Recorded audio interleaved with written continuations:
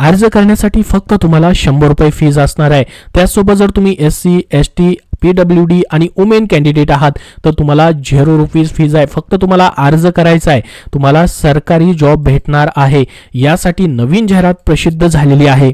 एकूण 3131 जागा भरल्या जात आहेत। तर ही मेगा भरती असणार आहे। 3131 पदांसाठीची ही जाहिरात प्रसिद्ध झालेली आहे। कॅटेगरी वाईज तुम्हाला इथे जागा देखील पाहता येतील। यामध्ये डेटा एंट्री ऑपरेटर वेगवेगळ्या डिपार्टमेंटमध्ये हे 2 पदं भरली जात आहेत आणि लोअर डिव्हिजन क्लर्क म्हणजेच या ठिकाणी ज्युनियर सेक्रेटरी असिस्टंट किंवा लोअर डिव्हिजन क्लर्क ही पदं भरली जात आहेत। तर यासाठी फक्त आणि फक्त तुम्ही 12वी पास आहात तर अर्ज करू शकतात। तुमची 12वी पास झालेली आहे तर तुम्हाला ही सरकारी नोकरी भेटणार आहे। संपूर्ण माहिती आपण या व्हिडिओमध्ये पाहणार आहोत। यासाठी ऑनलाइन ॲप्लिकेशन ऑलरेडी सुरू झालेले आहेत। 18 जुलै 2025 पर्यंत तुम्हाला ऑनलाइन ॲप्लिकेशन करता येणार आहेत आणि पुढील याची एग्जाम असेल, सिलेक्शन असेल, त्यासोबत इतर सर्वच्या सर्व डेट्स त्यांनी प्रसिद्ध केलेले आहेत।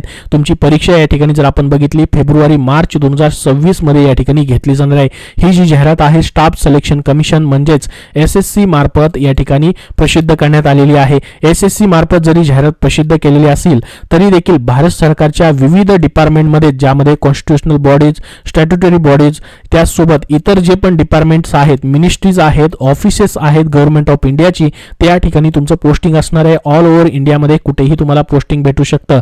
तर संपूर्ण माहिती आपण पाहणार आहोत। त्यासाठी हा व्हिडिओ नक्की शेवटपर्यंत पाहत राहा। तर कुठली पदं भरली जात आहेत, data entry operator, junior secretary assistant आणि लोअर डिव्हिजन क्लर्क। यासाठी तुमची वयोमर्यादा जर आपण बघितली तर ही जी पदं भरली जात आहेत याच्यामध्ये आपण 18 ते 27 वर्ष वयोमर्यादा ठेवण्यात आलेली आहे।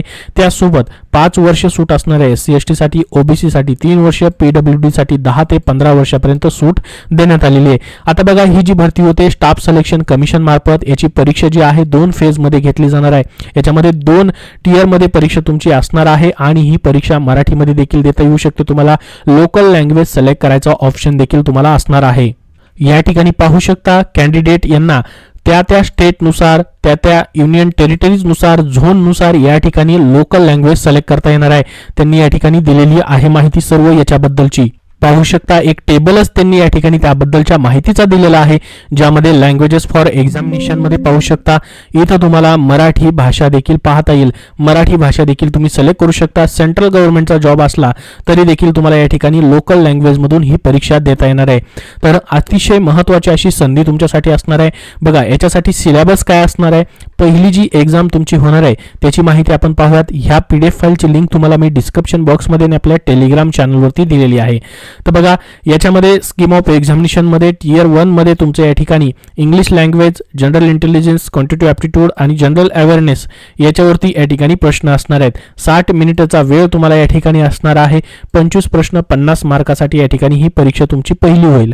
याच्यामध्ये तुम्हाला 0.50 इतकी निगेटिव्ह मार्किंग देखील असणार आहे आणि जे क्वालिफाय होतील पहिल्या एक्झाम मध्ये त्यांना सेकंड एक्झामिनेशन साठी बोलवलं जाईल, ज्यामध्ये सेशन 1 2 तास 15 मिनिटाचा असणार आहे, ज्याच्यामध्ये मॅथमॅटिकल ॲबिलिटीज, रिझनिंग आणि जनरल इंटेलिजन्स, इंग्लिश लँग्वेज, त्यानंतर जनरल अवेअरनेस आणि सेक्शन 2 मध्ये कॉम्प्युटर नॉलेज टेस्ट असेल आणि सेशन 2 मध्ये तुमच्या या ठिकाणी ज्याच्यामध्ये स्किल टेस्ट किंवा टायपिंग टेस्ट तुमची घेतली जाणार आहे। याच्यामध्ये त्यांनी टायपिंग सर्टिफिकेट वगैरे बद्दल मेन्शन केलेलं नाही, मात्र टेस्ट तुमची या ठिकाणी होणार आहे आणि महाराष्ट्रामध्ये देखील तुम्हाला या ठिकाणी एक्झाम सेंटर्स असणार आहेत।